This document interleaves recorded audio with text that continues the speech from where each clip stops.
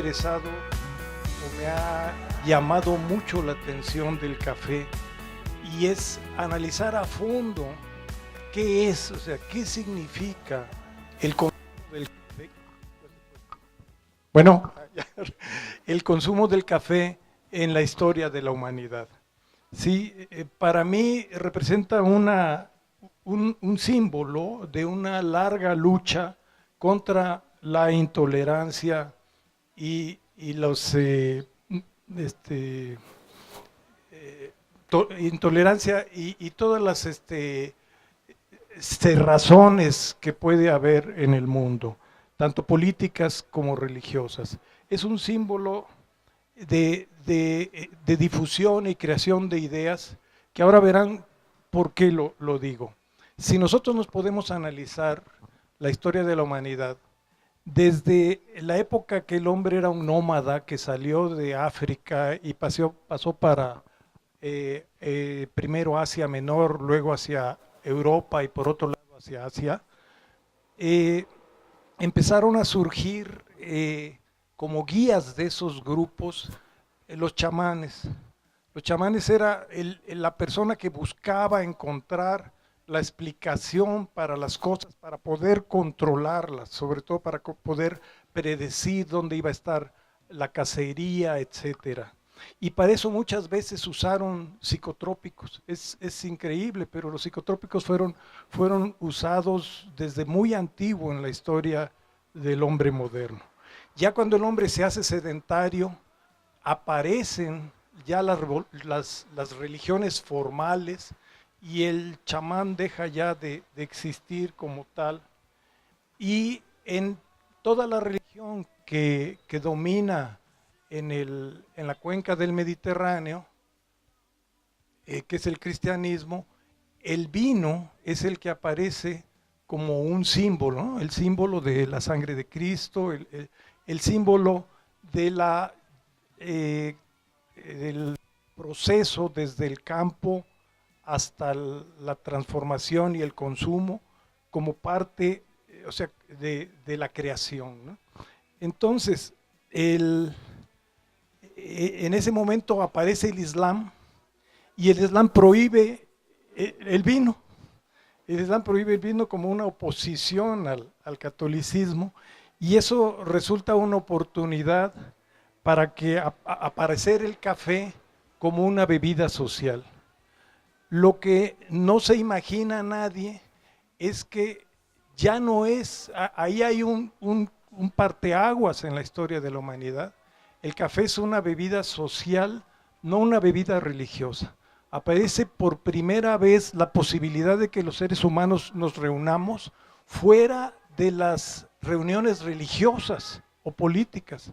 Aparece la posibilidad de que los humanos nos reunamos en torno a una taza de café para conversar, y esto es una novedad en la historia de la humanidad.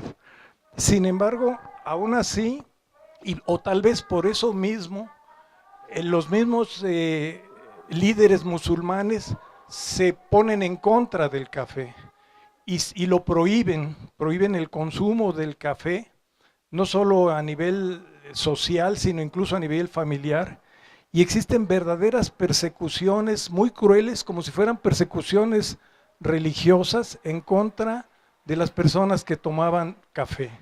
En 1511 en la Meca, 1534 en el Cairo y 1570 en Turquía, hubo persecuciones muy crueles en contra de los pobres tomadores de café.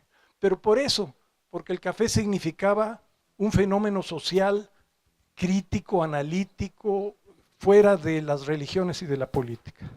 Entonces, para mí el café es símbolo de una sociedad moderna, urbana, que dispone del tiempo y el lugar y un estimulante para la creación, la amistad, sin compromisos religiosos. Y además es un vínculo de civilizaciones. Vamos a decir que el vínculo entre las civilizaciones islámicas y las cristianas es precisamente esta bebida. Y además es un vínculo entre los países productores del sur y los países consumidores del norte, que no podrían tener café si nosotros no lo sembráramos, ¿no? Eh, Hay otra idea que les quiero comentar, es la similitud o las diferencias entre el café, el vino y el té. El té aparece desde igual con los fenómenos sedentarios, pero aparece en Asia, tanto en la India como en China y más tarde en Japón. Y, y el vino poco a poco va recuperando otra vez su papel como bebida social.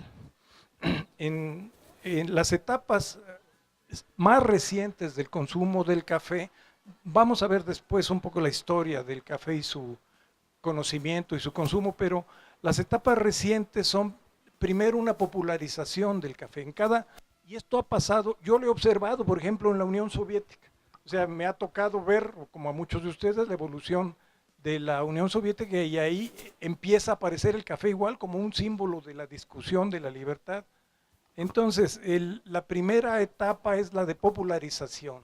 En esa etapa se vende en los supermercados, aparecen los cafés instantáneos que llevan todo un procesamiento, aparecen los cafés descafeinados, y de tal manera que llegan a todo el mundo. Después viene una segunda etapa que inicia en 1989, cuando viene la ruptura del Convenio Internacional del Café, porque antes de esto el café estaba sujeto a un convenio muy estricto en donde los países tenían cuotas de exportación. México tenía 2 millones de sacos de exportación y tenían que someterse a recuentos cada trimestre para poder exportar el café que tenían correspondiente a la cuota que les tocaba. Y entonces los países consumidores no podían recibir el café libremente. Les llegaba según su proveedor lograba una cuota. Pero en el año 89 se rompe las cuotas, fue una debacle. A mí me tocó asistir a suicidios, porque los productores y sobre todo los exportadores de café tronaron, porque el precio internacional se vino hasta abajo, y México en aquella época, obligado por estas cuotas, tenía 18 meses de inventarios guardados en bodega. O sea, teníamos todo el año pasado más medio año del antepasado guardados en bodega, que se estaban cotizando a $1.20, $1.40 la libra, y se cayeron a 30, 40 centavos en unos días. Entonces, todo el productor y todo el exportador de café cayó en bancarrota. Bueno, entonces en ese momento aparece Starbucks, que seguramente los conocen, porque ellos detectan que entonces pueden manejar con libertad el café en los Estados Unidos. Empiezan en Seattle, instalan ahí una cafetería, instalan toda una nueva forma de tomar café, o sea, revalorizan de nuevo la cafetería. Ya no el consumo en la casa de cafés industrializados en gran escala, sino ya la vuelta a la cafetería, la vuelta a la conversación de amigos, la vuelta al trabajo intelectual, esa idea de Starbucks de tener mesas donde puede uno llegar a trabajar, etcétera. Eso es muy importante para revalorizarlo.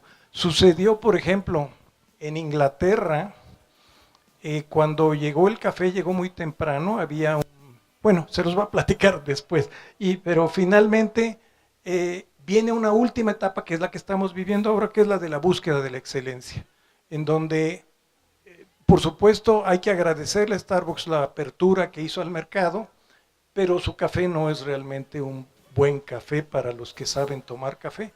Entonces la nueva ola ahora es de cafeterías mucho más pequeñas, una o dos, pero que están trabajando en la búsqueda de un café de muy buena calidad y en capacitar a su consumidor para que lo aprecie. Entonces, nos pasamos rápidamente a lo que es historia.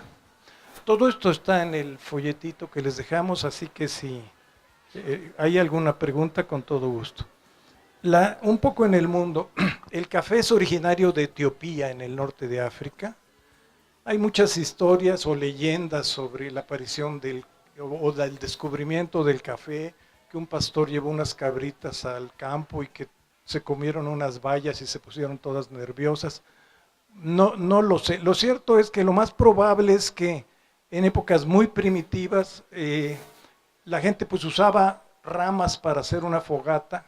Como el café silvestre era un árbol que cortaban en el campo y hacían una fogata con él, seguramente llevaba granos, y esto a alguien le llamó la atención el aroma que despedían esas ramas en la fogata, se le ocurrió probárselo y de ahí vino todo. Esto es muy antiguo. Sin embargo, fue hasta el año 575, después de nuestra era, que apareció que hubo una invasión de los persas a Etiopía, y ellos ahí conocieron el café y lo regresaron para la península ibérica.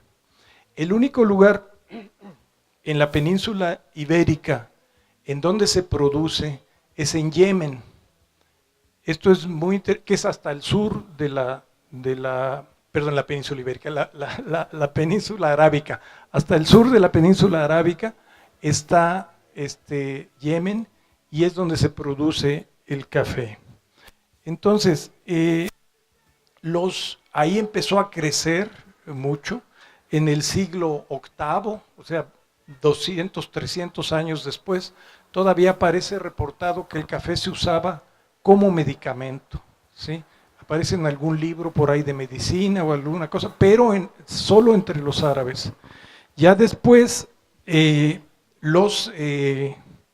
Europa, en el siglo XVI, los venecianos que tenían contacto con los turcos empiezan a llevar café.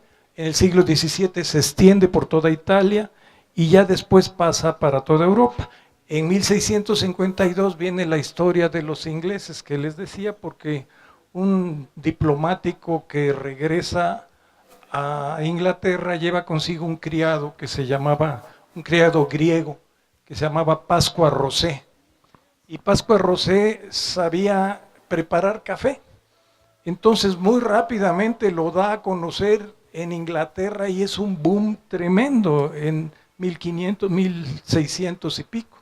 Entonces se generan un montón de cafeterías que ponen a temblar a las tabernas y a las cervecerías, porque toda la gente se va para allá. En Inglaterra a las cafeterías les llamaban The Penny University. O sea que por un penique el cliente pagaba para una taza de café y era como asistir a la universidad. La cantidad de información y de conocimiento que se generaba ahí, comparado contra los pubs o las tabernas que van nada más a puro grito de borracho, ¿no? Entonces, esto preocupó mucho al gobierno inglés. Hubo una persecución. En 1675 el rey Carlos II cerró todas las cafeterías, persiguió a los consumidores y erradicó el café de Inglaterra. Sin embargo, el consumo sigue expandiéndose a partir del siglo XVII, y es interesante cómo, por ejemplo, a partir de la caída de las monarquías en Europa y a partir de la caída de las colonias en América, o sea, como que el fenómeno detrás es la aparición del café, o tal vez estaba desde antes.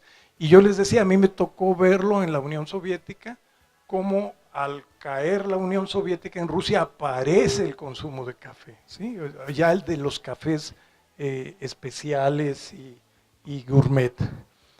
Por eso para mí el café es la bebida de la humanidad, o sea, es una bebida generalizada y es la única que, si viniera un marciano, un extraterrestre y buscara, bueno, la única bebida generalizada es el café. Ok, vamos a pasar rápidamente al análisis botánico. En el folletito que les pasaron, hay en la página central central es el árbol genealógico del café. Ahorita vamos a platicar un poquito sobre él. El café pertenece a la familia de las rubiáceas. Ahí están otras plantas, sobre todo medicinales, como la ipecacuana o la quina, que se usa para combatir ¿cómo se llama? La malaria.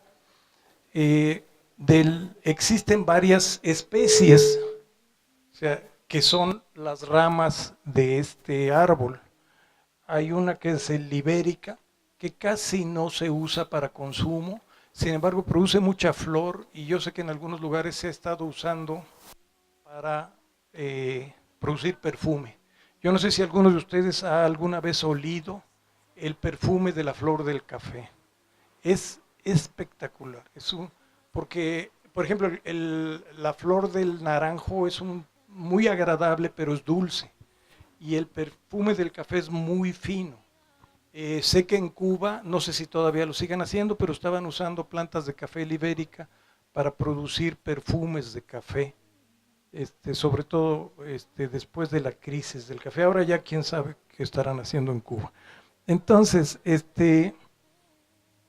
hay otra especie que es el arábico, que es el que estamos consumiendo y consumimos y producimos en México, que tiene dos ramas, la rama etíope y la rama que se despegó en Yemen a partir de la invasión de los persas en el siglo VI.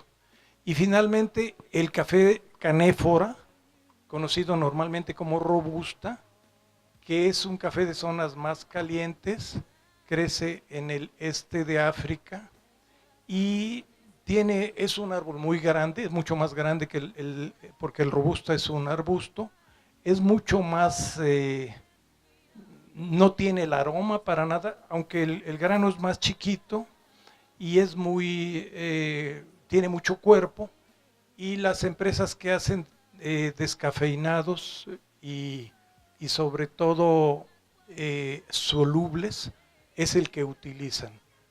Aunque como México no produce casi o muy poco, ahora se está promoviendo, la Nestlé y las solubilizadoras lo están importando de otros países porque les funciona mejor para sus procesos.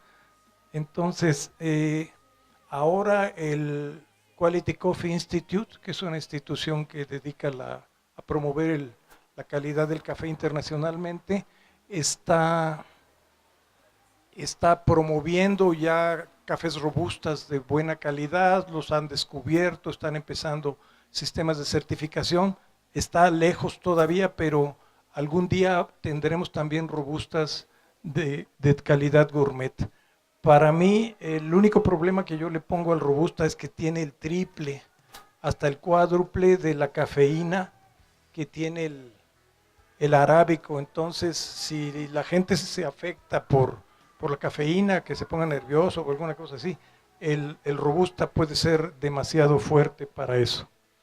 Ok, como decía, en el 575 en el arábiga se dividieron esas dos genies, la de Yemen y la de Etiopía. De ahí los árabes lo protegían muy bien, lo exportaban a Europa y a los tostadores, pero lo hervían o lo calentaban primero para que las semillas no nacieran, no fueran viables, de tal manera que nadie les robara el consumo en Yemen. Hasta que un día alguien que fue a la Meca, a estas peregrinaciones, por instrucción de los holandeses, que han sido siempre los piratas del comercio, se sacó en la faja unos granitos de café de Yemen, se lo entregó a los holandeses los sembraron en algunas de las colonias de ellas, básicamente lo que ahora lo que era en el sur de la India, toda esta zona, y Ceilán, y eso fue lo que ahora se llama Sri Lanka, y ahí fue de donde ellos se llevaron una planta para el Jardín Botánico de Ámsterdam, De esa planta del Jardín Botánico de Ámsterdam, el municipio de Ámsterdam regaló al rey Luis XIV una plantita, y esta plantita fue el ancestro de todas las plantas de América, dado que un capitán que se apellidaba Leclerc, tenía una explotación en Martinica, que es colonia francesa, se trajo una plantita, hija de esa que estaba en el Jardín Botánico de Francia, y de ahí tuvo una plantación en Martinica. De esa plantación de Martinica se extendió por el Caribe, llegó a Cuba, de Cuba llegó a México. Entonces sí es importante de esto conocerlo, porque todas las variedades de América, de arábica, provienen de una sola plantita. Eso, ¿qué significa? Que la herencia genética es muy limitada, y eso provoca por lo mismo una mayor limitación en los sabores, en los aromas, etcétera. Entonces, todas las variedades de América, salvo unas cuantas, la única variedad que estamos empezando a cultivar en América, que proviene de Etiopía, es la geisha, el que ustedes van a probar ahora. Entonces, esto es lo que hace tan interesante al geisha, porque tiene una gran riqueza de sabor, una gran variación en el sabor, que es lo que ustedes espero que puedan apreciar. Entonces,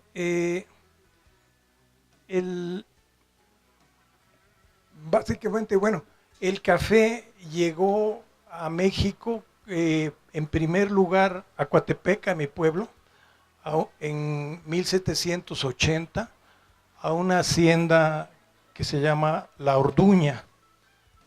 Resulta que los hacendados en esa época cultivaban caña de azúcar, y empezaron a cultivar café porque ya habían visto que en Europa se usaba, etcétera. Todavía era época de la colonia española, y los pequeños productores en Coatepec no producían café, ellos producían más bien, había una merced real para producir tabaco.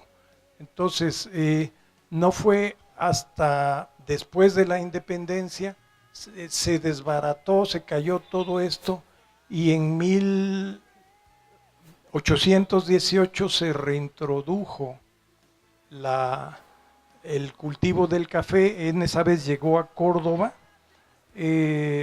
por un agricultor, don Antonio López, que también introdujo el mango, y él fue, y a partir de eso empezó de nuevo a crecer. El café empezó a sustituir al tabaco, y en 1884 don Porfirio Díaz hizo un impulso muy fuerte para la producción de café. Incluso llegó a hacer cosas como traer a toda una comunidad del Véneto en Italia e instalarlos cerca de Huatusco, Veracruz, para que produjeran café. Y entonces fue una época en que el café tuvo un impulso muy fuerte, tenía muy buen precio, y es cuando estas comunidades, Coatepec, que es ahora pueblo mágico, gracias a la arquitectura, hablando de arquitectura como lo vimos ahora, que se desarrolló en esa época porque había dinero. O sea, uno se puede pensar ahora, bueno, ¿de dónde salieron estos caserones en un pueblo de agricultores? Pues es porque había dinero. Ojalá nos acompañe un día María Antonieta para presentar las casas de Coatepec. Ok, entonces, hay una de las cosas, ya hablando de México, que dan el aspecto de la calidad, o sea, que ya afectan la calidad específico, es la región.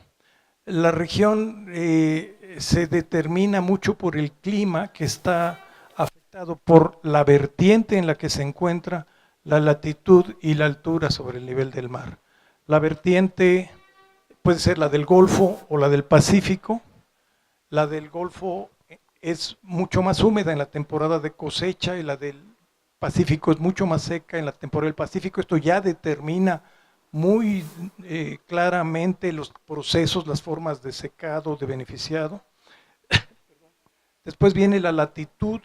Del lado del Atlántico, del lado del Golfo, las plantaciones están arriba del paralelo 18 y sin embargo del lado del Pacífico el paralelo 18 pasa por Colima. Entonces todo lo que se cultiva en Michoacán, en Guerrero y en Chiapas está muy al sur, mucho más al sur. Entonces eso es más cálido y requiere mayor altitud. El último punto es la altura. Seguramente ustedes han oído hablar siempre de café de altura o qué es la altura. La altura es un término un poco confuso porque no es la altura sobre el nivel del mar, sino la cercanía a la línea de heladas. O sea, el café no resiste el hielo, no resiste las heladas.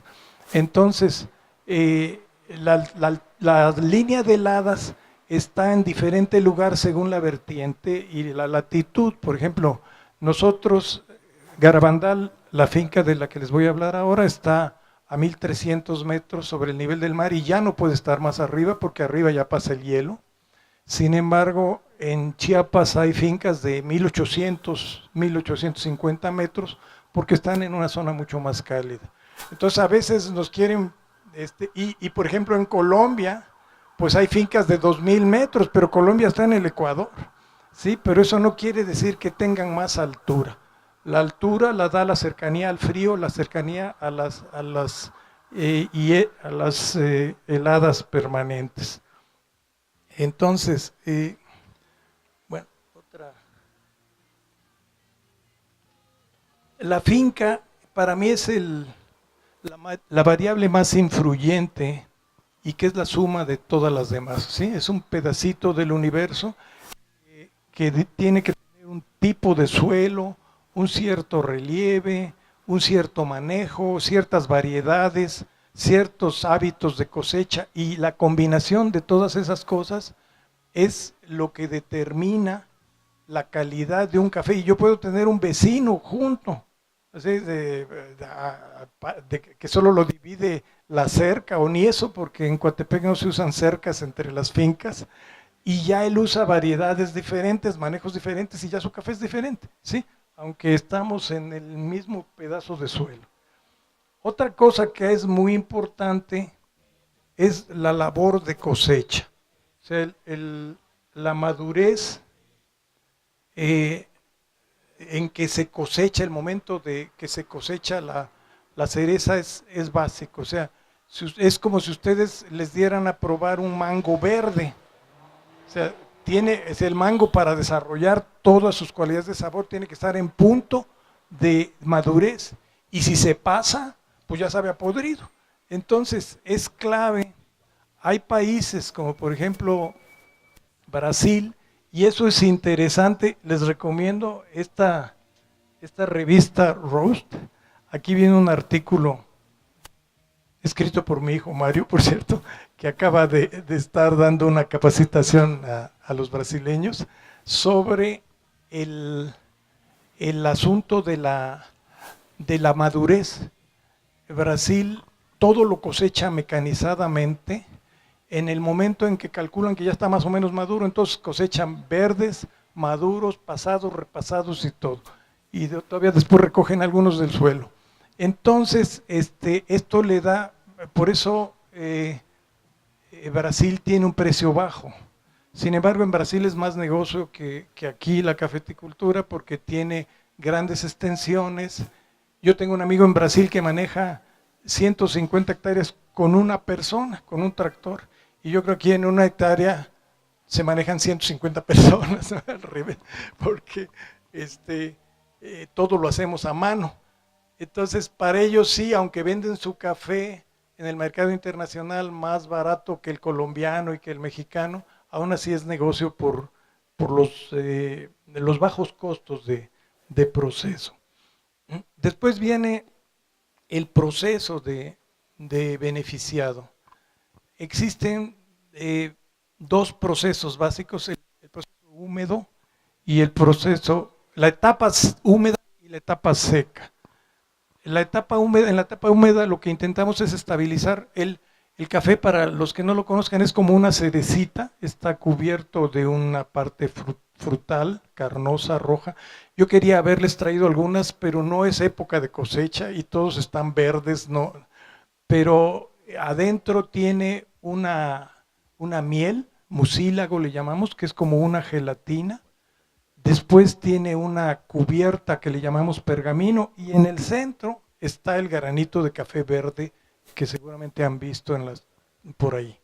Entonces, lo que se persigue con el beneficio húmedo primero es estabilizar, bajarle la humedad de tal manera que pueda ser procesado. La forma más sencilla es lo que llamamos el proceso natural, que simplemente se cogen las cerezas y se extienden a secar en algún lugar.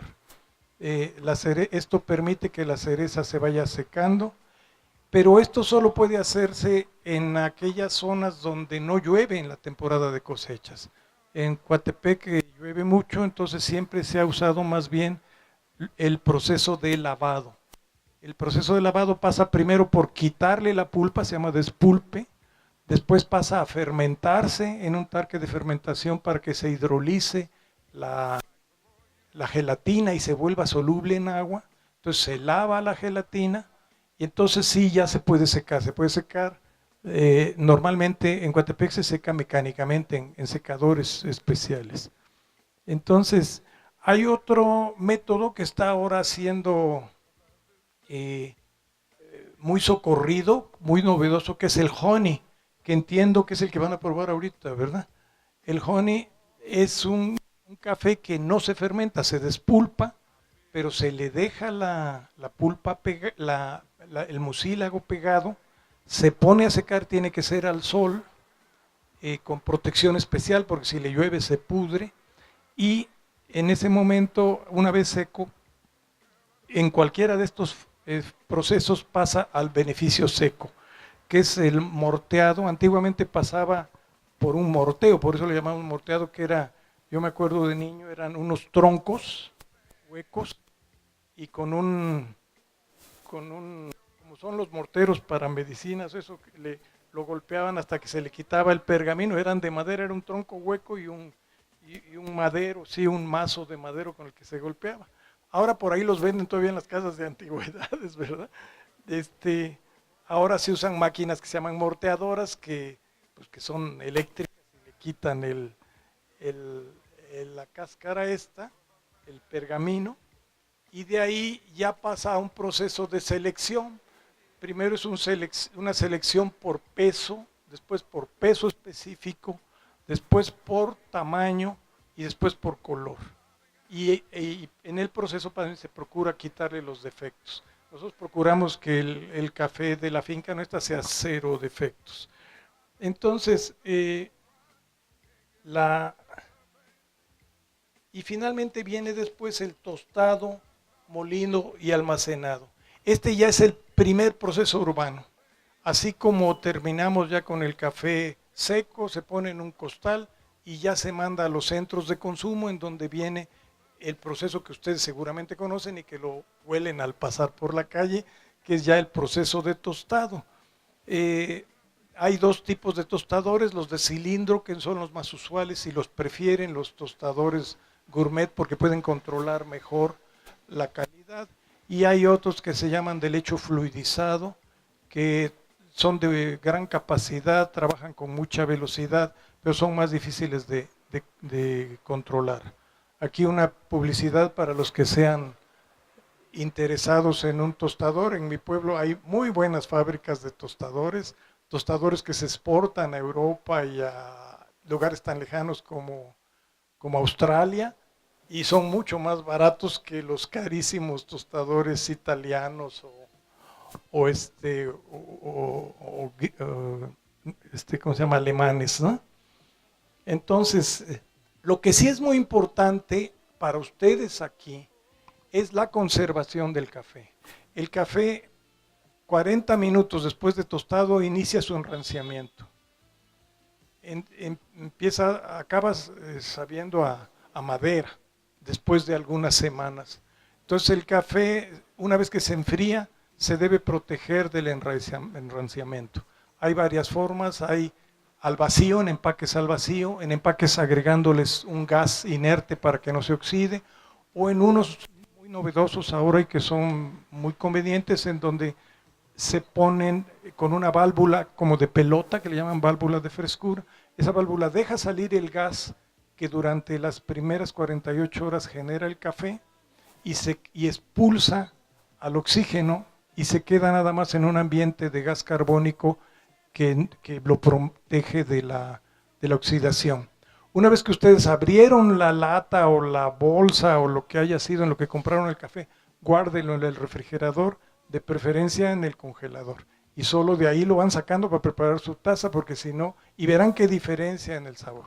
O sea, yo en muchos restaurantes, lugares, incluso en casas, pues me da pena, pero veo que el café sabe a madera, porque es ese sabor que se ha avejentado y ha perdido ya todas sus cualidades de sabor, ¿no? Entonces, aquí en el librito, el capítulo que sigue es preparación de la bebida, pero ese nos lo van a hacer en cuanto terminemos, nos van a hacer favor los compañeros de Gradios de presentárnoslo. Entonces me brinco rápidamente a presentarles la geisha de Garabandal. Garabandal es una plantación pequeña de 5 hectáreas a 1300 metros sobre el nivel del mar. Lo cruza un arroyito de agua purísima que cada año verificamos si es más limpia que la que venden en garrafones. Nace en una serie de nacimientos alrededor de la finca. Tiene la mitad plana y la mitad en ladera. Es una finca diversificada. Yo he sido siempre promotor de la diversificación en la agricultura. Uno no puede vivir con un monocultivo, porque si el precio se cae o viene una plaga o lo que sea, se muere uno de hambre. Entonces, la mejor, en Garabandal tenemos nuez de macadamia, tenemos flores, un invernadero de 1000 metros cuadrados para flores, es un alcatraz híbrido de colores que se llama cala, y la geisha. La geisha es reciente, la sembré hace poco. Antes tenía otra plantación de café y de un café que yo había sembrado. Yo adquirí Garabandal hace 40 años y en esa época sembré este café, que es una variedad Mundo Novo, pero ya lo quité, solo dejé unas cuantas plantas para mi casa, pero la mayor parte se sembró ya, ha estado en proceso de sembrarse de geisha. Y ahí un poco la historia de cómo conseguí, porque no es fácil, no existía en México, o por lo menos no lo conocíamos. Resulta que existió en los años 50 un organismo no lucrativo organizado por los cafetaleros que se llamaba la Comisión Nacional del Café. Y ellos, en 1969, sobre este organismo se fundó el INMECAFé, se llamaba Instituto Mexicano del Café. El Instituto Mexicano del Café ya tenía un fuerte apoyo gubernamental y entonces prácticamente creció promoviendo el cultivo del café, dando asistencia técnica, tenía laboratorios de genética, realizaron cruces, producciones, y tenían un jardín de introducción, como estaban en convenio internacional con todos los países productores de café. Hay una organización que es la Organización Internacional del Café, que es la que liga a todos los países productores, y ellos les donaron un paquete de plantas. De hecho, la geisha se descubrió ya a principios de este siglo por la Comisión Exploradora Francesa en un bosque en Etiopía, en una región que se llama Geisha. Por eso es que se llama geisha, no geisha. Lo que pasa es que es la favorita de la familia real japonesa y los japoneses le dicen geisha, pero es geisha. Entonces, llegó pues dentro de una introducción llegaron 6 plantitas de geisha a este jardín de introducción y ahí fueron creciendo. En 1990 se desaparece, el gobierno desaparece el Instituto Mexicano del Café, vende todas sus propiedades, sus instalaciones, algunas se las dona a grupos de productores, y las que estaban ahí en Jalapa, que era donde estaban las oficinas centrales, las vende a particulares.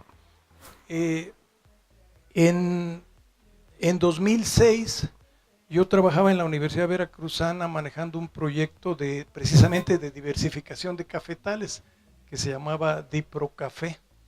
Entonces, un conocido que manejaba esa finca donde estaba la colección de introducción me llamó y me dijo, ya fíjate que van a hacer aquí un fraccionamiento urbano y van a tirar todo, no habrá forma de rescatarla.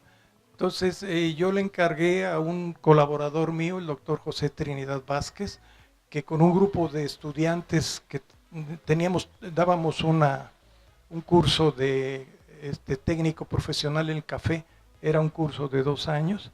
Entonces el doctor Vázquez organizó a los muchachos, se fueron, cosecharon por líneas muy ordenadamente todo lo que había en esa colección. Yo pedí a la universidad que nos donaran, bueno, un espacio, que destinaran un espacio, y atrás de la biblioteca se llama la USB, ahí nos dieron un pedazo como de 1/4 de hectárea, y ahí sembramos de nuevo la colección, la replicamos. Era un espacio muy chiquito, entonces nos sobró mucha planta. A mí me daba lástima porque se iban a morir ahí, entonces se la llevaron los estudiantes, los mismos trabajadores que participaron en el rescate, y yo me llevé 6 plantitas. De esas le obsequié 5 al Jardín Botánico de Jalapa y me quedé con una que por esa época, fue ya 2007, nació mi primera nieta, y hay en mi pueblo la tradición de sembrar el ombligo para arraigar a los niños a su tierra. Y entonces eso hicimos y sembramos arriba la geisha. Ahorita es una planta monumental que tiene 4 metros de altura, y porque normalmente un café no pasa de 3, pero yo creo que es un buen fertilizante el ombligo. Y entonces sobre ese yo nunca lo he podado ni movido para ver cuál era su porte de crecimiento, y sobre empezamos a cosechar, y ya me fui llevando las plantitas, o bueno, los granitos para poner un vivero en Garabandal, y ahí ya hacer la plantación que hoy día existe, que está todavía en proceso de crecimiento. Como sacábamos cada año, la cosecha de cada año la pasábamos, hay una parte que ya tiene 7 años de sembrada, que ya hace 4 años empezó a producir, y tiene plantas que se sembraron el año pasado y otras que se terminaron el viernes pasado de sembrar, o sea, y desde cosas muy chiquititas hasta ya algunas que ya están en producción.